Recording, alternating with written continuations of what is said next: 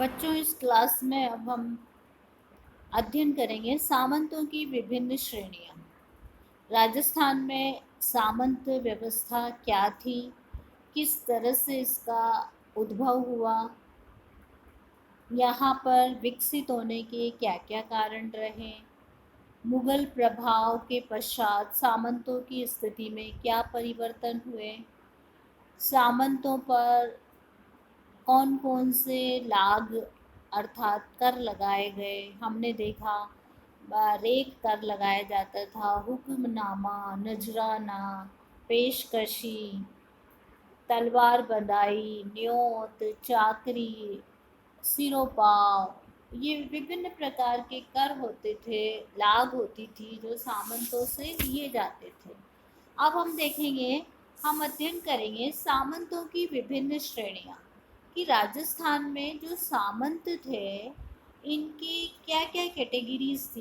प्रथम श्रेणी में कौन से आते थे, मेवाड़ में किस तरह की श्रेणियाँ थी, मारवाड़ में किस तरह की थी, बीकानेर में किस तरह की थी, कोटा में किस तरह की थी, जैसलमेर में सामंतों को किस नाम से जाना जाता था और उन्हें क्या क्या विशेष अधिकार प्रदान किए जाते थे।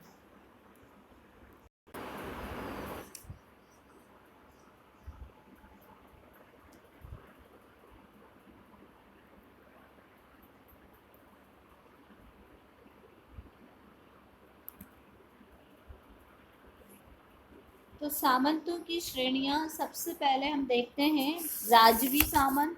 राजवी अर्थात राजा के समीप संबंधी होते थे। इनको जीवन यापन के लिए जागीरें दी जाती थी।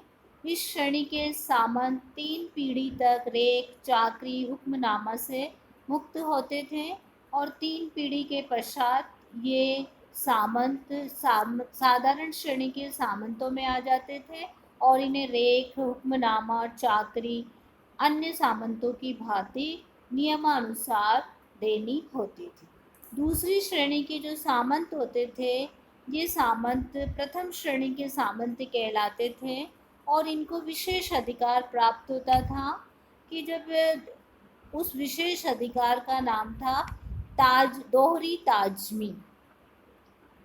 इसका अभिप्राय ये है कि जब ये दरबार में आते थे और जब ये जाते थे तो राजा स्वयं अपने सिंहासन पर से उठकर खड़ा होकर इनका अभिवादन स्वीकार करता था।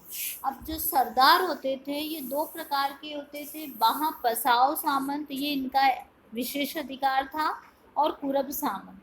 वहाँ पसाव का क्या अभिप्राय है, ये दूसरी श्रेणी के सरदार होते थे। इन सामंतों को दरबार में उपस्थित होने पर अपनी तलवार राजा के चरणों के पास रखकर राजा के घुटने और उसकी शेरवानी का पल्ला छूना पड़ता था। इसके बदले राजा उनको उनके कंधों पर अपना हाथ रख देता था। आपको अभिप्राय समझ में आया बच्चों?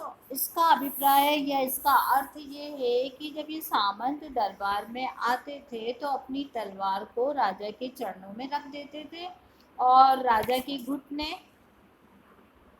वो उसकी शेरवानी का पल्ला इन्हें छूना पड़ता था। अभिप्राय ये कि चरण स्पर्श, एक तरह से हम कह सकते हैं चरण स्पर्श करना पड़ता था और फिर जब ये चरण स्पर्श करते थे तो राजा उनको अपने उनके कंधों पर अपना हाथ रखता था। दूसरे हैं कुरब सामंत। ये सामंत भी सरदार श्रेणी में आते हैं। इनमें इकहरी तथा दोहरी दोनों प्रकार के ताजमी सरदार होते थे, परंतु कुरब सामंती हर किसी को प्राप्त नहीं होती थी। इस श्रेणी के सामंत राजा की बड़ी सेवा करने पर ही, मतलब ये जो सामंत प्रथा थी या इस प्रकार की सामंती जो मिलती थी वो बहुत वीरतापूर्वक स्वामी भक्ति पूर्ण काम करने पर मिलती थी। मारवाड़ में एक कहावत प्रसिद्ध थी, कुरब सिर साटे मिले दाम साटे नहीं। इन सामंतों के कंधों पर हाथ लगाकर राजा अपनी छाती तक ले जाता था, यानी कि गले मिलता था इनसे। इसका अभिप्राय हम यही समझेंगे कि बा फसाओ में तो उन्हें जो है जब वो पैर छूते थे तो उन्हें कंधे पर हाथ रखते थे राजा, और इसमें उन्हें उठाते हैं कंधे पे हाथ रख के और छाती तक लगाते हैं, यानी कि उनके गले स्पर्श करते हैं या उनको जो है गले लगाते हैं। गनायत सामंत। गनायत सामंत वे सामंत होते थे जो राज परिवार से वैवाहिक संबंध रखते थे।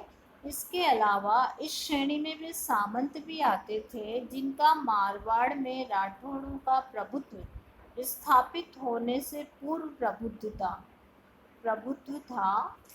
उन्होंने बाद में राठौड़ों का प्रभुत्व स्वीकार किया और सामंत श्रेणी में आ गए, जैसे भाटी, हाड़ा, चौहान, तंवर, सिसोदिया आदि मारवाड़ के में इस श्रेणी के सामंत आते थे। ये श्रेणी गनायत श्रेणी मारवाड़ में ही प्रचलित थी। मुत्सदी सामंत, ये भी सामंत होते थे जिन्हें प्रशासन में कार्य करने के बदले जागीर मिलती थी।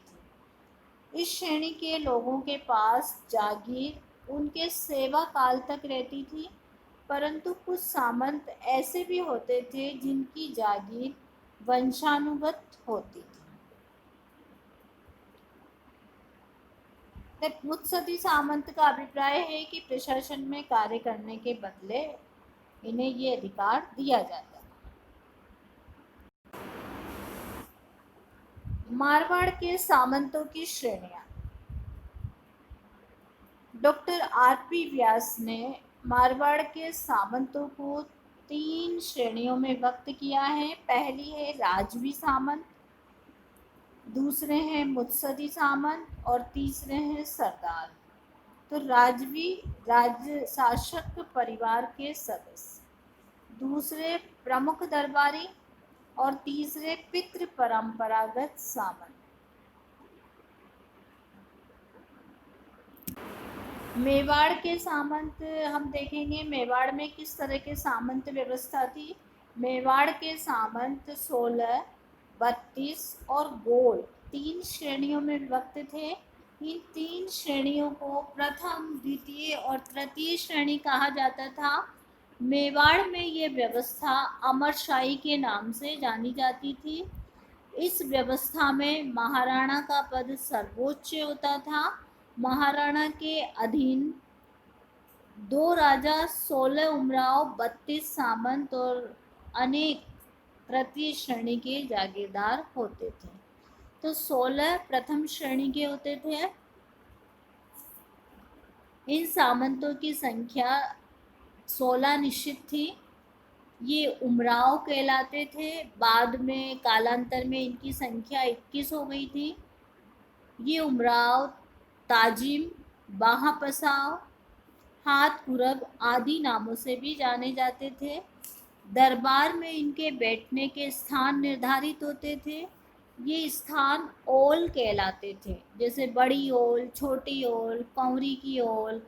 महाराणा के दाहिने हाथ की बैठक को बड़ी ओल कहते थे और बाईं तरफ की बैठक जो होती थी यानी कि लेफ्ट हाथ की, वो कहलाती थी कंवरी की ओल कहा जाता था। 32 दूसरी श्रेणी होती थी। इनकी संख्या 32 निर्धारित थी। ये सामान्य रूप से सरदार कहलाते थे। तीसरी श्रेणी के सामंत गोल कहलाते थे। इस श्रेणी के सामंतों में से अधिकांश को ताजीम प्राप्त नहीं होती थी, परंतु उनको दरबार में बैठने के लिए स्थान उपलब्ध थे। इन सरदारों के अलावा महाराणा के निकट संबंधी और होते थे, उनको भी सामंतों की भांति प्रतिष्ठा प्राप्त होती थी।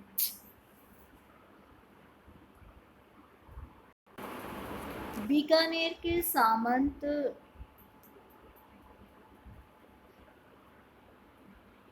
राव बीका के वंशज, राव बीका के भाई व चाचा के वंशज और स्थानीय परदेसी, इन 3 भागों में विभक्त थे।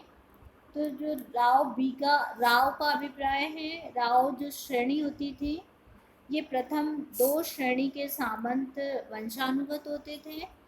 इन्हें आसामीदार, चाकर और पट्टायत कहलाते थे। तीसरी श्रेणी के सामंतों में भाटी और साखले प्रमुख होते थे। ये लोग बीकानेर में राठौड़ों के आने से पूर्व ही विद्यमान थे, इसलिए ये परदेशी ठाकुर कहलाते थे। राठौड़ शासकों ने इन्हें अपने क्षेत्र में अपने अधिकारों का उपभोग करने की स्वीकृति दे दी थी।